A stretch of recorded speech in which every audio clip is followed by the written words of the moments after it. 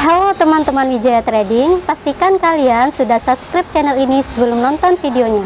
Jangan lupa like, comment, and share video ini jika bermanfaat. Berkaitan dengan recovery ya, bagaimana caranya? Bagaimana cara kita melakukan recovery ya? Contohnya begini. Dalam recovery itu ada beberapa contoh, beberapa pilihan ya.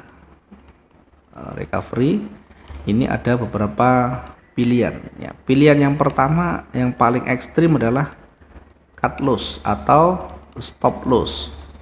Ini adalah salah satu bagian dari recovery yang paling ekstrim, artinya yang paling mudah.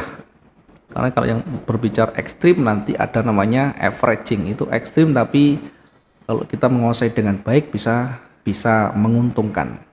Cut loss ini adalah bagian dari salah satu recovery, manajemen risk management kita yang paling cepat dan mudah kita lakukan. Ya, tentu dengan cara memaksa rugi keluar dari transaksi. Nah, cut loss ini juga nanti ada batasannya. Kita bisa membatasi cut loss atau stop loss ini dengan melihat persentase. Misalnya ambil 1-2% dari modal. Ketika minusnya sudah mendekati 1-2% modal, kita close di sana. Close ini bisa dengan cut loss manual, bisa dengan stop loss. Jadi trading itu tidak selalu harus pakai stop loss, tetapi pembatasan kerugian adalah wajib. Apakah kita menggunakan stop loss itu sendiri atau menggunakan cut loss, dipotong rugi. Nah, di cut loss tadi ada batasan ya, bukan sudah bergerak minusnya sudah 50% dari modal baru cut loss ya, terlalu jauh. Batasan kita yang realistis itu 1-2% modal. Ini yang paling realistis dalam satu kali transaksi. Atau kita bisa menggunakan misalnya 500-700 pips misalnya begini ya. Dari titik entry kita, kalau kita 0,1 berarti minus 50-70 dolar kita close. Sekali lagi, close ini bisa cut loss, bisa dipasang stop loss yang otomatis ya.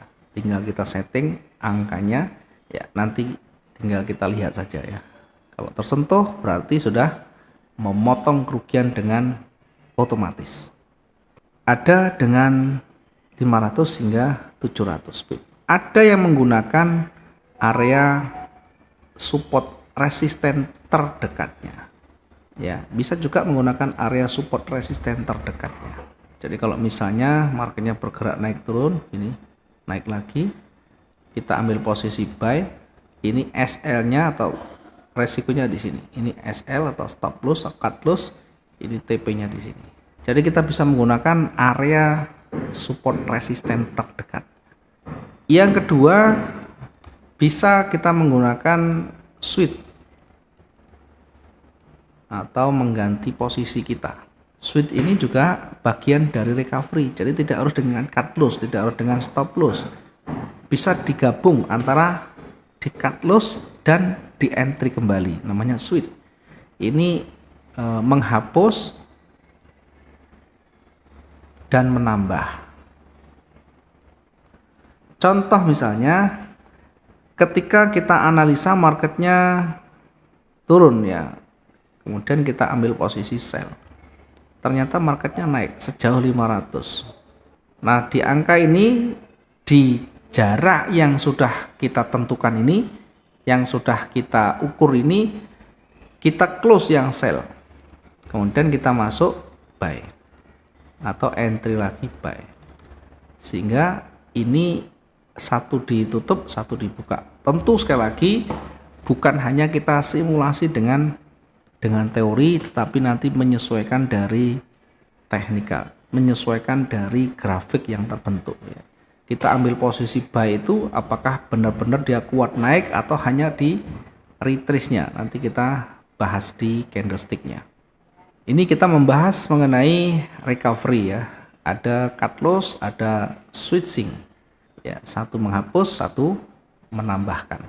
Menambahkan ini bisa juga nanti dengan lot yang sama atau bisa lot yang lebih besar nantinya ya. Yang terpenting kita memahami. Kemudian yang ketiga, ya recovery yang ketiga. Saya hapus dulu ya ini, atau kita gunakan yang baru dulu ya. Oke. Berikutnya untuk recovery yang ketiga, kita bisa menggunakan averaging.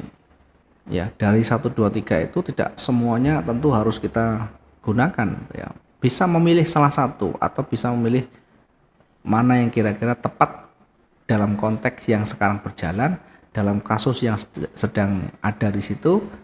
Kemudian kita bisa memilih mana yang paling tepat. Averaging ini artinya menambah ya.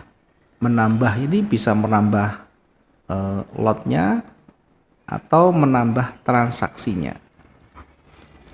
Kalau saya ilustrasikan contohnya, saya menganalisa marketnya turun, kemudian saya analisa sell. Ternyata marketnya naik. Ketika naik ini tentu ada batasannya, bukan naik sampai 50% sampai 60% dari modal kita sudah minus baru kita lakukan averaging ya. Tentu akan sulit. Ya, batasi antara 500 sampai 700 pergerakan ini baru kita lakukan averaging. Misalnya ketika ini ternyata dia kuat bener naik ya, kita bisa gunakan buy lot yang lebih besar. Atau justru kalau misalkan ini baru koreksi ya kita bisa ambil posisi sell lagi. Kalau naik lagi misalkan ya bisa aja nanti kita sell lagi. Ya tentu semuanya harus diperhitungkan dengan kemampuan ketahanan kita. Ada kalanya begini ya. Satu saat ada kalanya kita menggunakan averaging, ada kalanya menggunakan switch.